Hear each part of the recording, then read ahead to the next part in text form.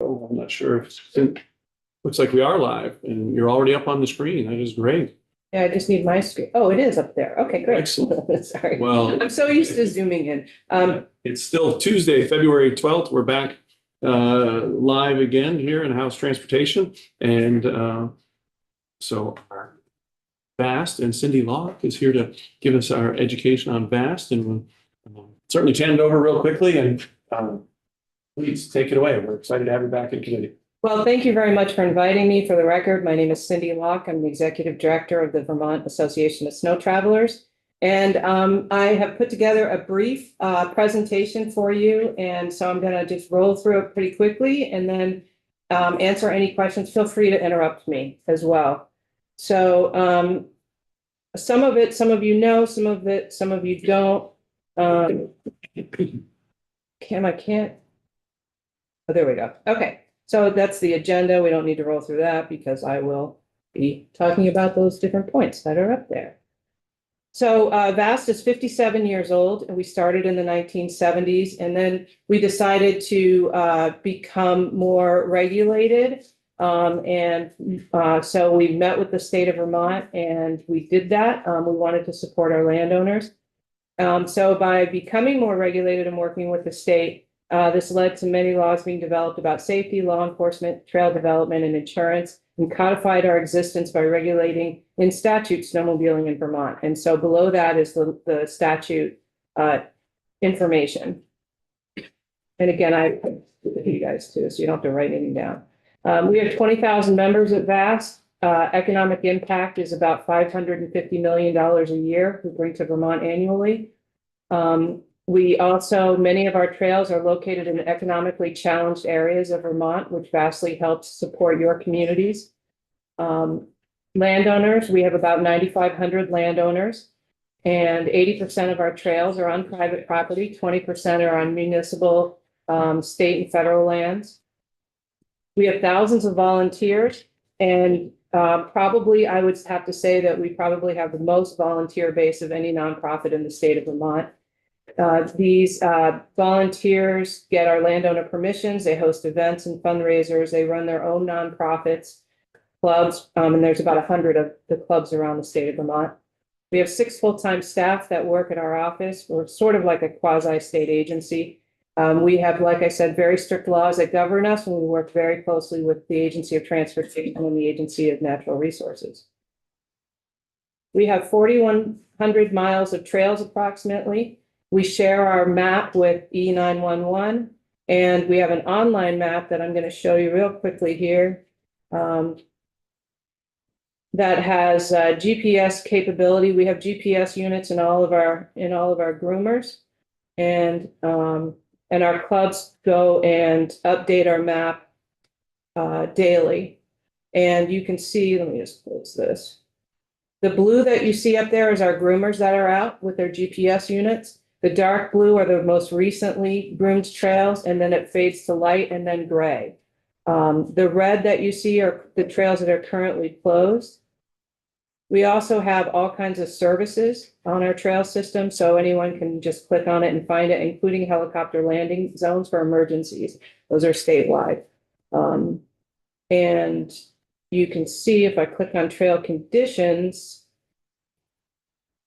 the grooming goes away, but now you can see the green are open trails in great condition, the yellow is open under caution, and the red are still closed.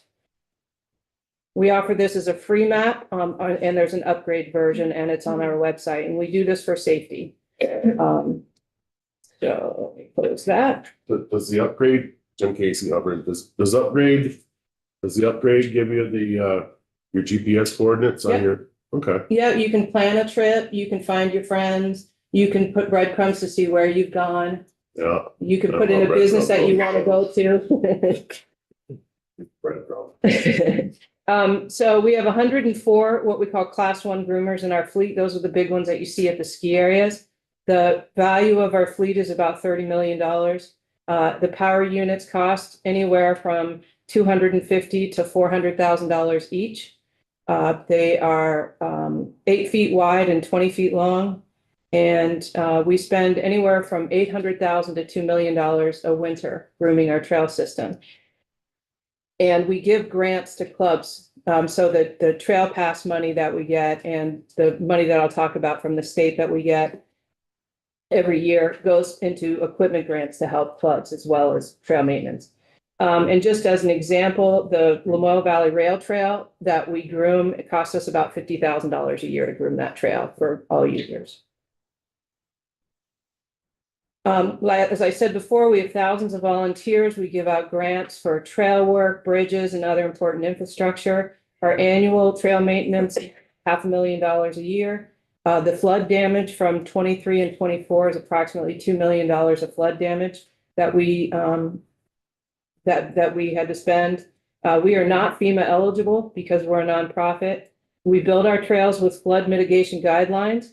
We have very, very strict best management practices, and we share these on our website so any nonprofit that's building trails can see best practices. So there's basically how to plan where to build, why to build it there, why not to be in certain areas, how to get in touch with landowners, land managers, whether they're public or private. Control points, so why would you put a trail in a certain area or why would you not? And then it even gets into like how to build a trail, what to do, what not to do, road crossings, highway crossings.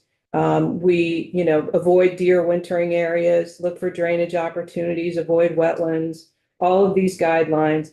And this guide has been approved by the Agency of Natural Resources, and they actually use it as a tool to share with others. And that's why we have it on our website too. So we even have a picture here of conservation folks. I might have already gone by it, but anyway, showing us the flume and how the flume works for water drainage. Show this. Okay, so we also have technology and infrastructure. So all of our trail passes are online, and folks go online to get that. And we promote the state of Vermont through trade shows. We print a we print 4 magazines a year. We also have a traveler's guidebook that I'll show you. We're also daily on Facebook and Instagram, and our website. And let's go to the next one. So annual budgets and income, we have about a $4 million annual budget. The majority of our funds come from our trail passes, and we also get about $450,000, $400,000 a year from the state of Vermont, and that's through a capped amount in the gas tax as well as snowmobile registrations. And that money goes towards law enforcement, and I'll get to the law enforcement piece in a couple minutes. The equipment grants I mentioned before, our insurance, and many other things. We also, $11,500 that goes to the Forest Parks and Recreation Department to help fund, they manage our funds for us. So they're like our fiscal office for this, it's called the SSTP fund. Law enforcement, we hire all the law enforcement to patrol our trails. So that's state police, Fish and Wildlife, Sheriff's Association, and various police departments, as well as in your area in Bennington, the Southern Vermont Wilderness Search and Rescue Organization, which is actually, their organization is funded in part, mostly by you guys, by the legislature every year. They have to come in front of you. We supplement some if they go. Last winter, law enforcement performed 4,660 patrol hours. They had over 17,000 snowmobile inspections, and the tickets that they wrote are road tickets or warnings were 543. The safety inspections that they do, they'll get a sticker afterwards. It's very similar to what state police do for boats in the summertime. And it's checking to make sure the snowmobiles are legal, that people have their safety course, that they have insurance, that they're registered. They don't have to be registered in Vermont. They can be registered in any state or province, but they have to have a VAST trail pass. And I know I'm throwing a lot at you. In addition to that, we have a ambassador program. We're very unique. We started this program and it's being copied in other states and provinces. We started it a few years ago, We have 40 volunteer safety ambassadors around the state. Some of them are retired law enforcement. And they basically look for hazards in the trail, fix damaged missing signs. They'll help riders if they see someone that needs assistance, and they'll also be available to help law enforcement if there's an accident and law enforcement requests their assistance. So law enforcement has their contact information, and our safety ambassadors have the club and the law enforcement contact information. And the only thing that they get for doing this service is a vest, as you can see, and some tools to use on the trail. And they also get a trail pass for one snowmobile every winter. And then they log in all of their work. So anywhere they ride, anyone that they've helped, whatever they've assisted with, we have an online logging system so we can track what they do as well. So this brings me to the end of wants and needs. And there are a few things that we're going to work on this summer, and we want you to just kind of think about it because we'll probably come back next year and ask you about. First is we have not raised fines in many, many years for not having a trail pass or not being registered and things like that. And the majority of that money goes back to us to fund the law enforcement program. And we've gotten pretty close to how much it costs to ride a full season TMA, trail maintenance assessment, that's a trail pass, is very close to the fine of not having one. So we really would like to raise some of those. So we're going to do some work with our Snowmobile Governors Council, which I'll talk about in a minute too, to see where we'd like to land with those. And we'll do that this summer and come to you guys to talk about doing that through the Department of Motor Vehicles. The other thing is knowing that, like I said, I watch you guys every day. So I've seen AOT in here and I know about the budgets and all that kind of stuff. Something to offer you is years ago, the Agency of Transportation, they still have their sign shops, but they used to also print signs for nonprofits and municipalities, not just state projects. Well, we spend $40,000 a year on printing signs. And so that could be a source of revenue for AOT if other nonprofits or municipalities were allowed to start using going through AOT to print signs. I don't know how that would work. I haven't talked to Michelle about it, Michelle Boomhauer, or anything like that. I just wanted to put it out there that it's something that maybe in the future we could talk about. It would be interesting to see what kind of, it wouldn't put a dent in what they're talking to you about these days, but it might help a little bit and might help us too in getting our signs printed. So the sign you see up there, the biggest one is one of our junction signs. And we have thousands of those. And they are massive aluminum signs that are up on posts. And then we have the regulatory, the stop signs, the stop ahead, bridge ahead, caution. And then we also have these just reminder signs of, you need to be in control. It's in statute that you have to be riding in a prudent manner. And then we also have what we call our E911 signs, which is at a road crossing, it'll say the location that you're at. And now they actually have the GPS coordinates on the signs to show that as well. Well, as you said, Cindy, it certainly is a lot. I, having been brand new just a couple of years ago, and not based on the wheeler, I was amazed at how big the operation is, how comprehensive, from the landowner issues to the marketing piece to the law enforcement partnerships that you have to the all of the entire gambit that it runs. And you have 6 full-time employees and you impact the budget or the economy in Vermont. I think you said over $550 million. You're working with almost 10,000 landowners. It's incredibly comprehensive and it's far more going on. And if you're not a snowmobiler, I guess you really don't. I didn't realize the depth of it. So I really, especially glad to have you here to help make sure that the 5 new members and the rest of us are a reminder of just how professional an organization it is and how together you have it. So, and how wide it is. So I appreciate that. Well, thank you. And I had no idea. because we're hidden. We're hidden. You don't see us unless we're crossing the road. Our trails are all up in the woods. I can say that I've lived here since 1978. I moved here when I was 15. And I have seen places in Vermont that I would have never been able to see because you just can't get to them, even cross-country skiing or snowshoeing. Very often we ride 100 miles a day. And the beauty that you see and the animals that you see, a lot of the animals use our trail system because it's packed down and it's easier for them. The other thing I can tell you is that our signage, because we are run by a nonprofit and not by a state like New Hampshire or New York or Maine or even Quebec, we have very, very strict signage policies, and you come to a road crossing, there's a stop ahead, there's a stop. It's very, very regulated, so thank you for having me, and I'm happy to answer questions. Representative Burt?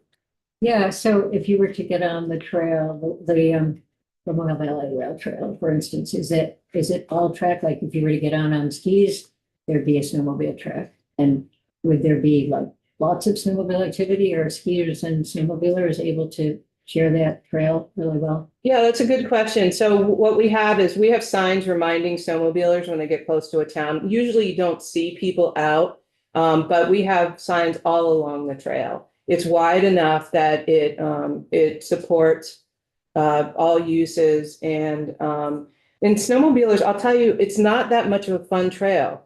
We like to be up in the mountains. Yeah. I mean, that trail is great to get you to businesses, and it's great for like foot traffic. The majority of people that use that trail are in the summer and the fall. But it's an incredibly important piece of our network. Like, we have to have it. That's why we got so involved in building it originally. But I've never had an incident. And very often the cross-country skiers, I hear back from groomer operators that are like, they're waving, they're saying thank you because they love to have that trail groomed for them.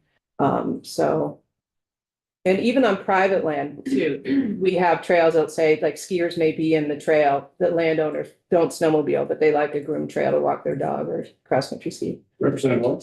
Yeah, thank you. I live in Waitsfield, and Vasco's right, very close to my house, and I've just always experienced snowmobilers who are very respectful and kind, just like really, it seems like a really nice organization. And my question for you is, I think I've noticed at Kenyon's, the farm store in Waitsfield, that you can buy like a local pass if you were going to use the Vast Trail for skiing. I've never bought one because I don't use it.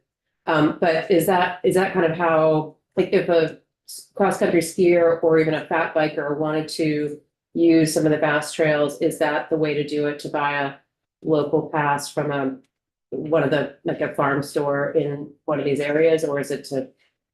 No, that is a very good question. So, no, the only pass that you can buy is one of our passes for a snowmobile. The pass is not a per person, it's a per snowmobile. But what you're talking about is they probably sell club membership. Okay. So that would be the Mad River Valley Ridge Runners. Okay. And a lot of cross-country skiers or fat bikers will buy it just to support the local club. Mhm. The issue is that you check with the landowners, because each landowner, some don't want other people on their trails. And very often we'll find out and we'll post that and say snowmobiling only. It doesn't happen that often, but sometimes. But that just supports the local club. So it's a nice thing to do. We get calls once in a while, people that want to join Vast because they cross-country ski and they appreciate it. And we just put them in touch with the local club. Okay, thank you. Representative Powell? Yeah, so two questions. One is you show the fines, but what's the yearly pass right now for a snowmobile? Yeah, it's anywhere from 155 to 235. So we have an early bird, sort of like what a season Okay, pass is yeah, at a ski yeah, area. yeah. And then we have a regular season. So that's the annual. Okay, and then my question was about other uses on the trail. I just sort of say our church has property and the trail goes across, and it's always been pretty seamless. We get contacted and we have to sign something, and always been very respectful. But what you're saying is for other uses, some areas, that's okay and some aren't. So for each landowner, do you sort of have that on the form? I don't remember it, of like, is it just for snowmobiles, or are you allowing public use?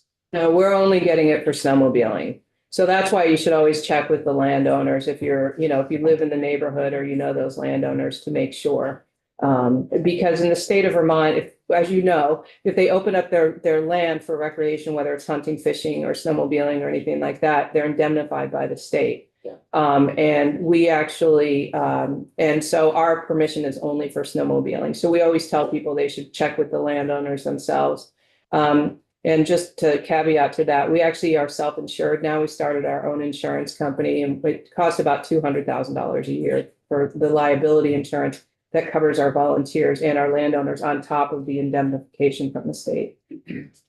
Did you have more? I know that we gave you a lot of No. time. I wanted to talk about the governor's snowmobile piece, Sure. which we're, Yeah, so we have the Governor's Snowmobile Council is a very important group of people that they're appointed by the governor.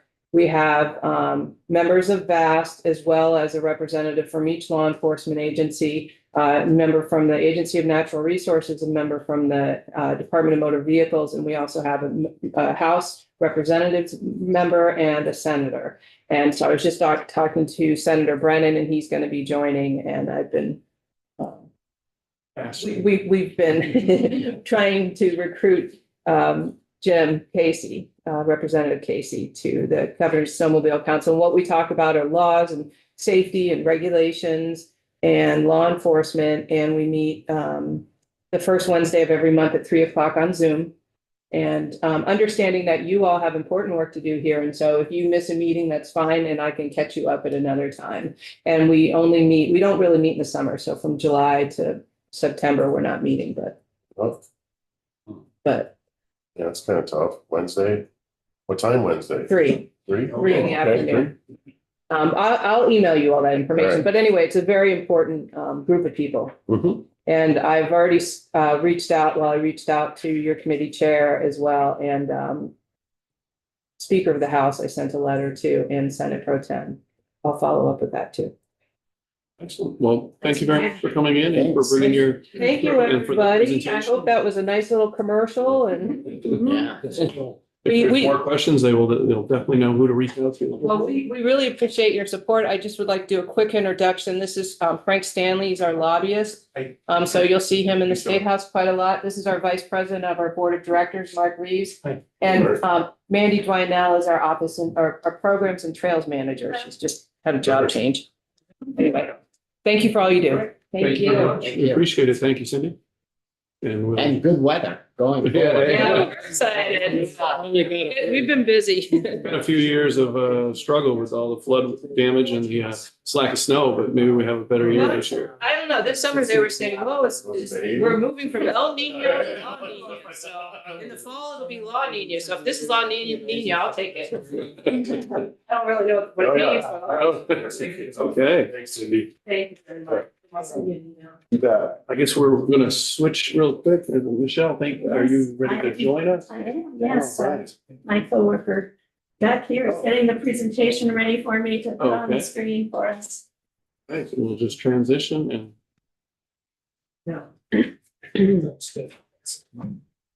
We're going snowmobiling now. There you there you Yeah, go. let me know. I'll get out of your neck of the woods. I'll even bring a snowmobile. Yeah, there you go. Make it electric. I don't want electric. I want to get there. Okay. I'm not worried about getting there. I'm worried about getting back. Or should I say I want to get there with a smile on I my want to face? get there fast. I can go. Can I get back? Great. We're transitioning to a totally, well, not a totally different subject. Maybe not totally. So, Michelle, thank you very much for coming in. I know for those who are returning, our prior chair was very arts focused, and surprisingly to some, her and I had many conversations about what arts and transportation is and why and how we might, on a long-term basis, be able to do even more. So it may surprise some of the members, but Chair Coffey and I talked about this a number of times. And I'm happy to have you in and turn it over to you and walk us Great. whatever direction you would like. Yeah, thank you very much. So my name is Michelle Bailey. I'm the Senior Program Manager at the Vermont Arts Council, and I oversee all of our public art programs in addition to a few other things. But I'm here today as part of Vermont Creative Network's Creative Sector Day. Vermont's creative sector, that's all of the businesses, nonprofits, and individuals whose work is rooted in creativity, is a significant driver of our state's economy. And in 2022, arts and culture was a nearly $1.2 billion industry in Vermont. Our work strengthens our communities, brings people together, and builds our economy. We are tabling in the card room today, and we invite you to stop by. I brought just a little flyer to pass around. If I don't have enough, there's more down at the table there. Just a little bit about the creative economy in Vermont. There's also at the table I invite you to stop by and pick up a little puzzle made by our friends at the Generator Makerspace. And then we'll be hosting a reception in the Cedar Creek Room today at 3:30 with performers from Circus Marcus with coffee and cookies and all. So, but today I'm here and thank you for allowing me to come and share with you a little bit about our work with art and transportation projects. So you can move to the next slide. We have been working with the Agency of Transportation as a partner for many years. And this article was actually published by the National Assembly of State Arts Agencies, which is an organization that serves state arts councils across the country. And in this document, they highlight a number of partnerships in selected states. And Vermont was one of those states that was highlighted. So I'm not going to reference it much more than that. I think it was sent to you as a link if you're interested in digging into it. But I did want to share that the cover photo is from a Vermont project that we funded through a grant program that we call Animating Infrastructure.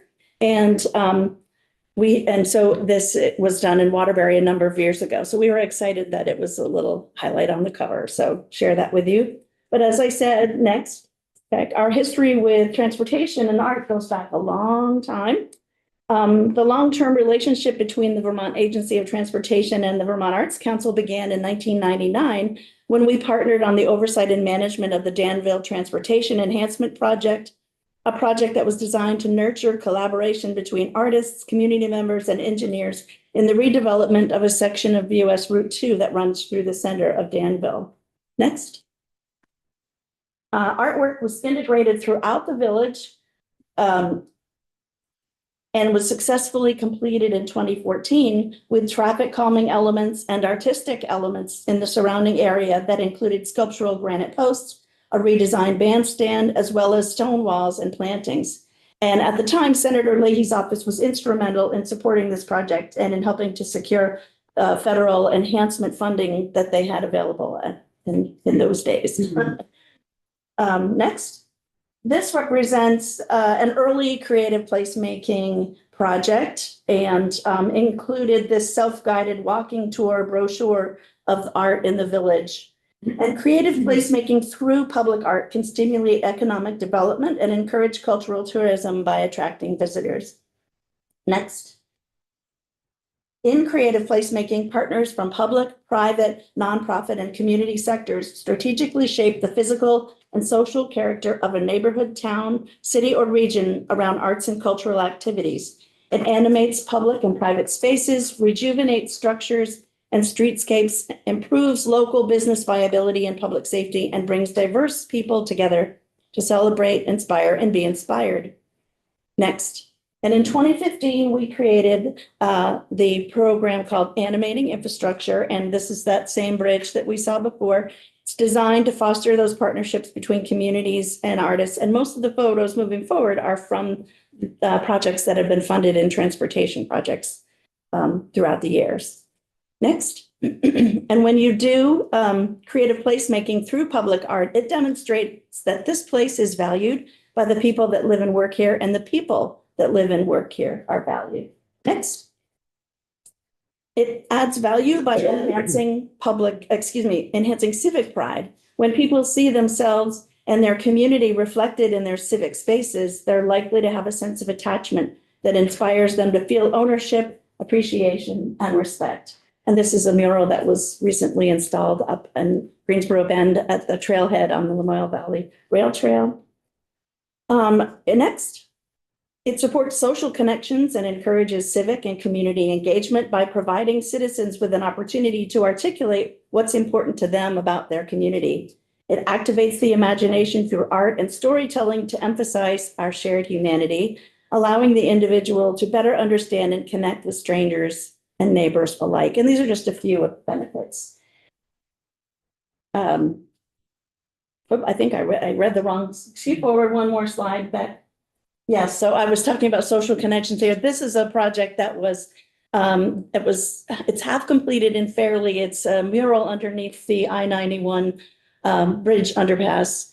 And the second mural will go in next year after they finish the renovations and repairs to that side of the bridge. Right around the corner of Lake Maury. Yes, Or it is. It's an underpass that connects the downtown village area with the Lake Maury. So it adds a little vibrancy under that bridge. So next one will be coming soon. And just go back one more. Back one more. I also wanted to share that it does create interesting and beautiful places for people to get out and get active and to contribute to health and belonging, because if the place that you're in is beautiful and wonderful, you're more likely to get out. It lowers stress because people feel safer in their environments and all. So this is on the Hyde Park rail trail parking there. Parking area. So next one again, and then one more, but yes. And so since the program began in 2015, we have funded public art projects in 29 different Vermont communities. The one I'm highlighting transportation projects, but there are many more out there. Next, a number of them, as I said, have been in transportation, and this was a temporary community mural project on the bike path in Stowe.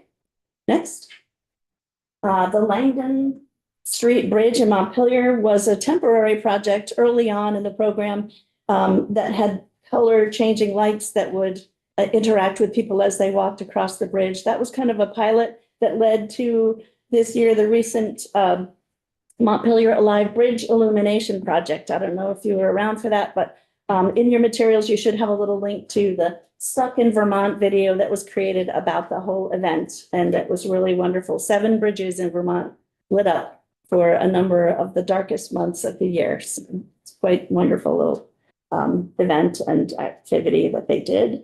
And like I said, there also is a Stuck in Vermont video about that. It should be in your materials if you want to dig in deeper. Next. We also have a permanent kinetic sculpture on the Brattleboro Transportation Center, and it's fabricated with durable aluminum bars and 4,000 shimmering stainless steel and aluminum discs. And it shimmers in the light and changes, with different angles and all. So that was done a number of years ago. And next. Many of you may have seen this one.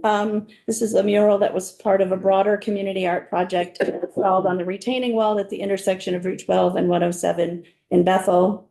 Next, a sculptural information kiosk and wayfinding sign that was created by an artist using materials from local farmhouses and folks. And it provides, wayfinding in the village. Next. In Middlebury, there's a community poetry project, a few poems inscribed within the sidewalk in downtown Middlebury. Next.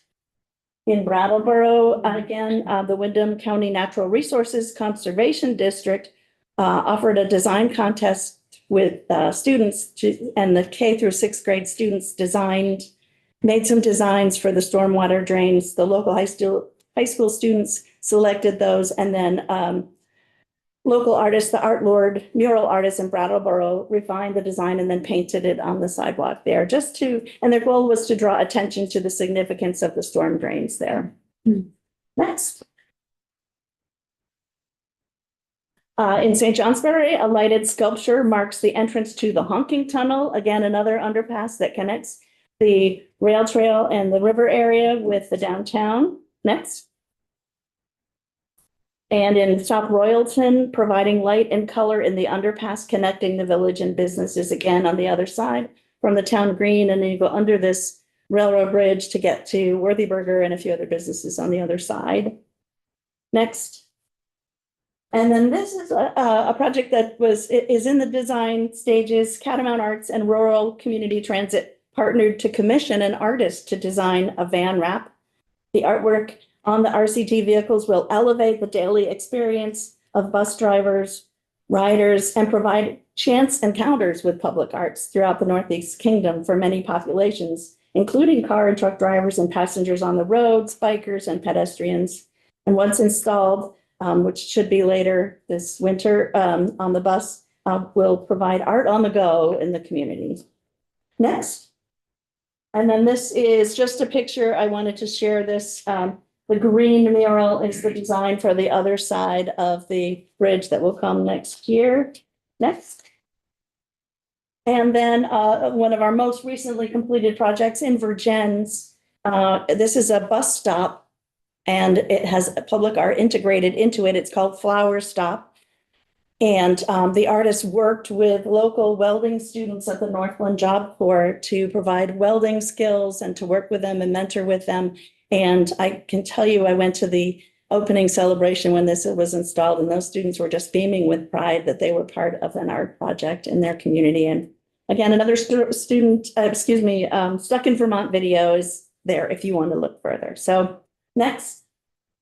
There are many communities interested in doing public art projects, and we've worked with VTrans and they've developed a guidance document to make sure that projects, when necessary, that are located in state transportation facilities have the proper permissions and are dealing with the safety issues and anything that like that.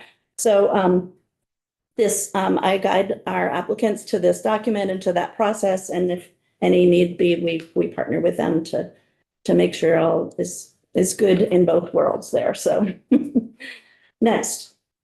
And then that's it for my presentation. We do have a public art map on our website that highlights all of the projects that we have funded through this animating infrastructure program beyond transportation, and it has a little bit more information. So I encourage you to go visit it if you'd like. It's still under construction. I have about 80% populated, so there's still some more projects that need to get edited and added in there. But I want to thank you for this opportunity to share more information about the program. And then it really demonstrates the powerful role that the arts and culture play across many sectors in all facets of Vermont life. So thank you. Well, Michelle, thank you very much for coming in, and thank you for good luck with your day and your portion to it. And hopefully many of the members will help share out the information that you have and encourage some of that activity in their own districts.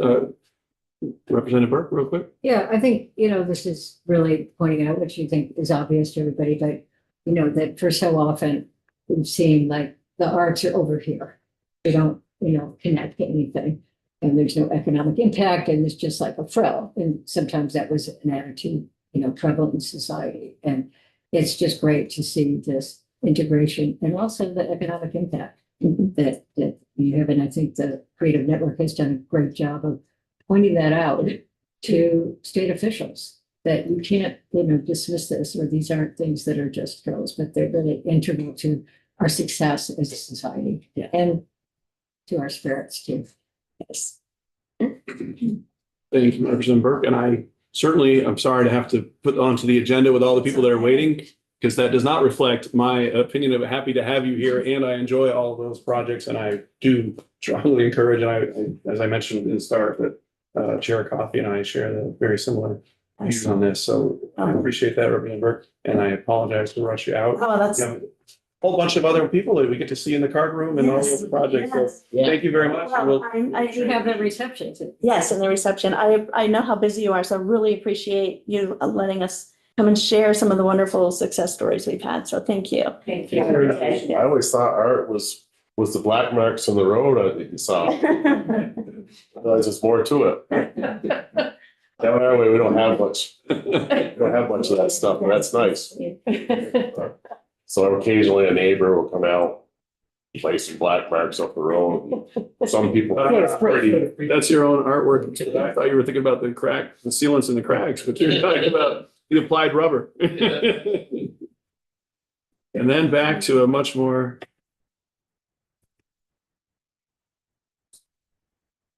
Uh-oh, that's going to be tough. Are we going to have enough time to cover everything you want to cover? Well, we'll try to not duplicate information that you heard this morning. And welcome, as we're working through, we'll try to skip ahead if there's a topic that you feel like was sufficiently covered, just so we can get to your questions, which I think is probably the most important. Well, very much, and we'll move on very quickly when we can get up and rolling. I know there are lots of questions and concerns in this area, and this is at least the third or fourth piece that we're trying to get more and more feedback in this area. So. Okay, great. Well, thank you to the committee for having us here today. We're here from the Vermont Agency of Natural Resources. My name is Rachel Stevens. I'm in the General Counsel's office, and I support the Air Quality and Climate Divisions of the agency. And we're also joined by Deirdre Ritzer, who's our technical expert on these rules. She's the Mobile Sources Section Chief for the Department of Environmental Conservation. So today, as I mentioned, we're gonna, we were asked to provide an overview of Advanced Clean Cars 2 and to talk through the impacts in Vermont. Our goal is to provide background information on the history of Vermont's adoption. Obviously, you heard a little bit about that today. We also provided a detailed handout that shows the complete detailed history of Vermont's adoption of those rules. So definitely welcome you to take a look at that handout we provided the committee, and happy to answer questions on that. We're also going to explain why the rules are important for air quality and climate action. We're going to walk through a little bit about how the rule works, provide an update on progress to date, and discuss some of the impacts and benefits to Vermonters and some of the discussion that we're hearing. In addition to the overview of Vermont's history of adoption of this rule, we also provided some of our administrative record from the rulemaking process that happened in 2022. So you'll see in your packet, there's a technical support document, which includes the economic analysis and the environmental impact analysis that went into the development of the rule. We also provided one of the requirements of the Administrative Procedure Act in Vermont is that the agency provide a detailed written response to all public comments received during the process. So we provided that document, which answers a lot of frequently asked questions. We provided a summary of all of the regulations that were adopted in 2022, including Advanced Clean Cars 2, but also Advanced Clean Trucks and the other two rules that might be of interest. Though today we're just going to focus on Advanced Clean Cars 2, and welcome if you would like a presentation on Advanced Clean Trucks, we can go into more detail at a later time as time allows.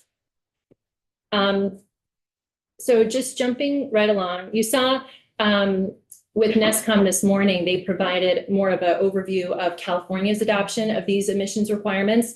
And as I mentioned, this timeline shows a more detailed look at when Vermont began this program. And as you know, under the Federal Clean Air Act, Vermont has authority to adopt these regulations as long as they are consistent or identical to California's regulations. Advanced Clean Cars 2 builds on a longstanding program that we've had in Vermont, first adopted in 1996. And Vermont has since then adopted many of the California programs. These include kind of two sets of requirements that NESCOM talked about this morning. The first is the low emission vehicle program, which focuses on emission controls for air pollutants and greenhouse gas emissions from traditional internal combustion engines. And then also our what we call the zero emission vehicle requirement, which is the requirement for manufacturers to deliver a certain percentage of electric vehicles and plug-in hybrids to the state. That's our ZEV requirement. Vermont has required automakers to deliver what we call ZEVs for nearly 20 years. The sales requirement was first adopted in 2000 and took effect for model year 2004. As I indicated, as you can see here on the slide, Vermont first adopted these next generation of regulations, including Advanced Clean Cars 2 in 2022. This was after an extensive public engagement process, which included 6 public meetings that we hosted in person around the state. We also hosted information sessions for fleets, dealers, other impacted stakeholders. And we did a presentation at the annual Vermont Truck and Bus Association to hear feedback about the requirements. As Advanced Clean Cars 2 begins to take effect for model year 2026, obviously we're hearing renewed feedback, questions, concerns about the regulation, which is why we're here today. As I mentioned, we're just going to focus on ACC 2 or Advanced Clean Cars 2, but we'd be glad to provide more specific feedback in an area of interest to the committee. I also wanted to address one question that came up this morning from this morning's testimony. I heard a representative ask a question about how DMV recognizes a California vehicle in Vermont. So when Vermont first adopted these requirements in 1996, the agency worked with Department of Motor Vehicles to develop a registration process whereby they collect what's called the Manufacturer Certificate of Origin, which will identify whether a car is California certified, and only California certified vehicles will be registered in the state or are permitted to be registered in the state. So it's a very seamless process that DMV has been undertaking for years. So, questions about that? So again, I won't repeat what we talked about this morning, but here you can see that Vermont is part of a larger effort. In green, you can see other states that have adopted Advanced Clean Cars 2 and Advanced Clean Trucks. In orange, you can see the ones that have just adopted ACC 2. And then the blue are other states that have adopted California's requirements, but have not yet adopted Advanced Clean Cars 2. Several of the blue states have also indicated an intention to do that, but haven't done it at this time. One other point, collectively, these states combined with California make up about 36 to 40% of the light duty vehicle market. And I think that's important when we talk about the role that we play kind of in the larger United States market. So why are cleaner vehicles important? Obviously, for many years, we've seen the impacts of climate change in Vermont, which is caused by greenhouse gas emissions. Reducing greenhouse gas emissions from the transportation sector is a key component of the state's strategy to mitigate climate change. And focusing on transportation sector emissions makes sense because these emissions make up about 40% of cars of emissions in the in Vermont, which is the largest sector in Vermont in terms of emissions. The large graphic shows Vermont's greenhouse gas emissions by sector. You can see transportation emissions in green. And then you can see on the right side the requirements of the Global Warming Solutions Act to reduce emissions by 2025, 2030, 2050. Also, on the bottom of the screen, in the purple graphic, you can see the greenhouse gas light-duty vehicles, which are covered under Advanced Clean Cars 2, make up the majority of the transportation sector emissions, which is why reducing emissions in this sector is such a key component of the state's strategy to address climate change.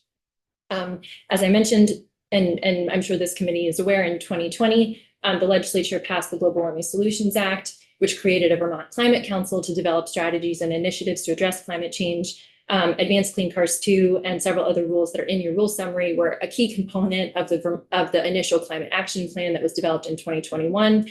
As a result, the Agency of Natural Resources swiftly adopted these 4 rules that are described in the packet in 2022.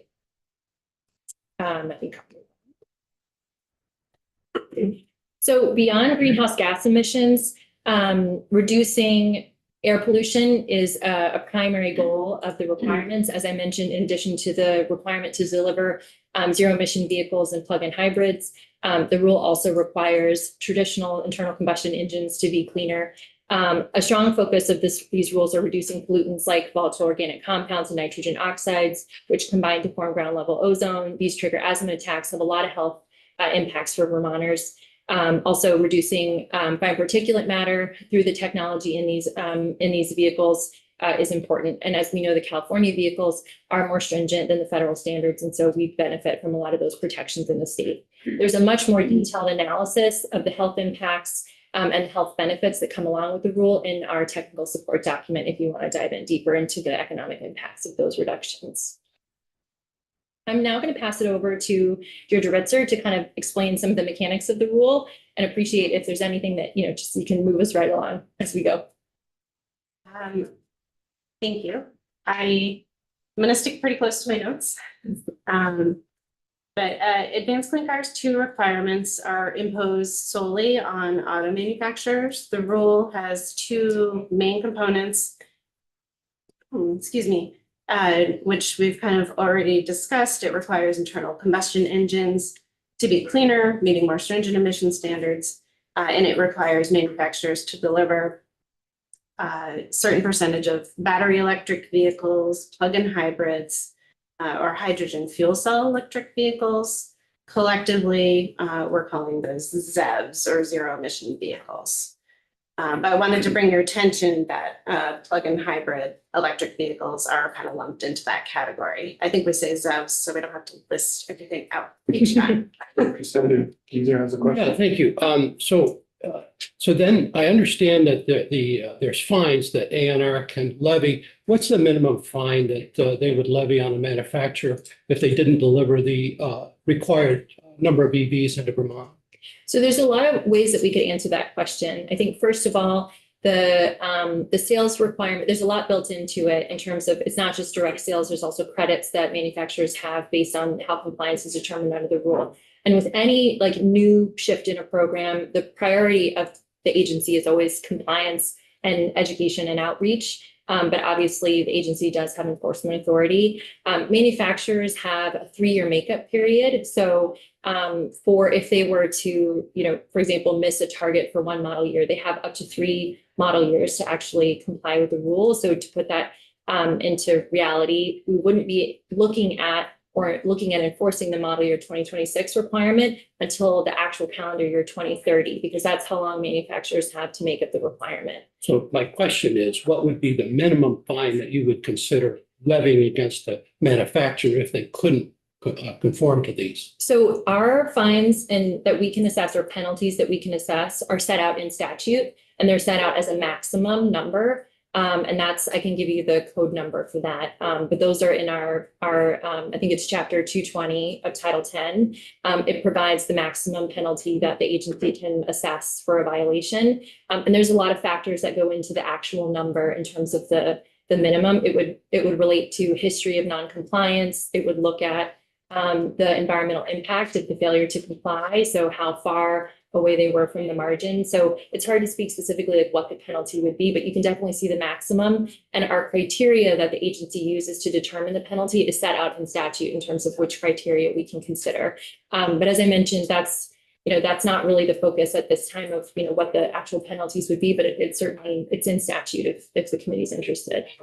In that statute, there a step-by-step first warning piece, the letter or a smaller fine, a larger fine, or any level of, I guess, appeal and whatnot. Is any of that's not yet to be drafted, or that is already drafted? No, that's in there. So I have the site here. It's Title 10 VSA, Chapter 201, Section 8010. And it talks about, typically the agency will issue a notice of alleged violation before anything were to occur. That gives the party an opportunity to get back into compliance. The goal is always to try to incentivize folks to comply with the requirement.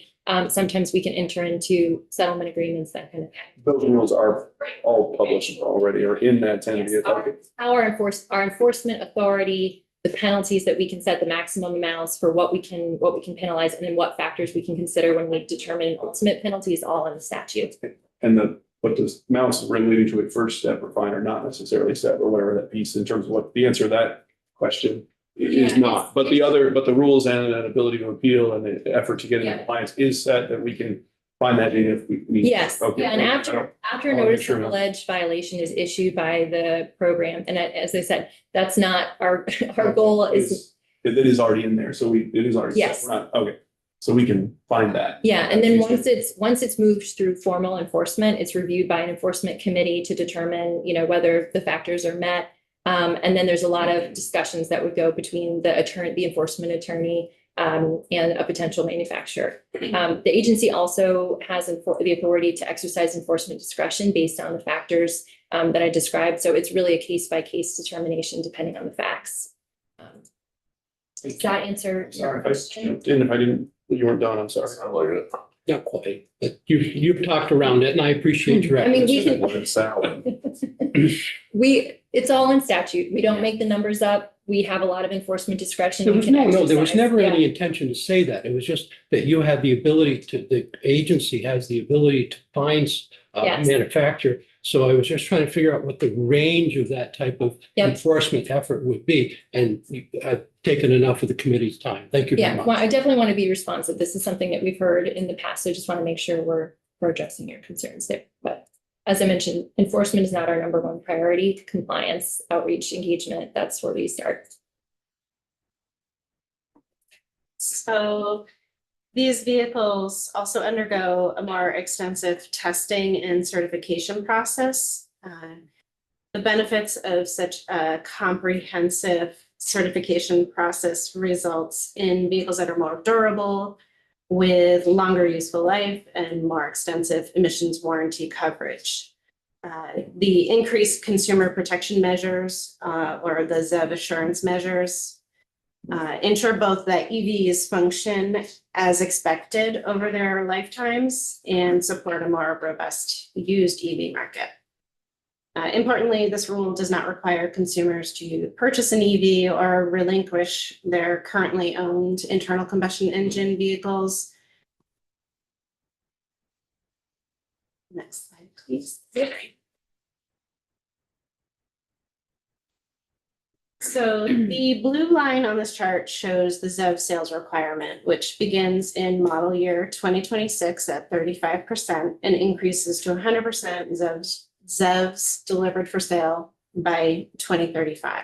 It's important to note that the ZEV sales requirement can be met both with vehicles delivered for sale and compliance credits.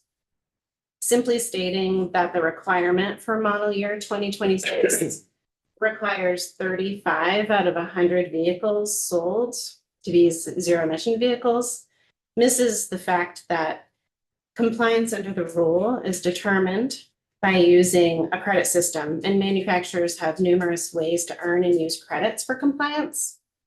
I'll explain more about that in a moment. And the green line on the chart shows the current minimum requirements of Advanced Clean Cars 1. And the purple line shows the ZEV sales, which are exceeding the current requirements. I did want to note that ZEV sales requirements do not only require battery electric vehicles or hydrogen fuel cells sales. The regulation allows manufacturers the option to also deliver plug-in hybrid vehicles.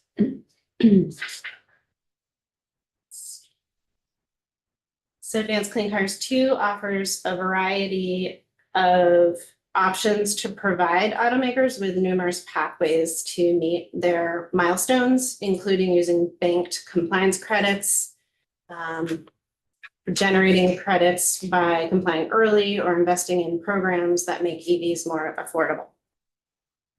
Manufacturers can also transfer credits from other states to comply with obligations in Vermont. And if stacked together, these options can reduce a manufacturer's ZEV sales requirement in model year 2026 by as much as 70%. In other words, dropping that 35% requirement down to about 11%. And that any remaining gap can be met by selling zero emission vehicles or buying credits from other manufacturers. I do want to note that I know you heard a little bit about this earlier from Megan O'Toole from NESCOM.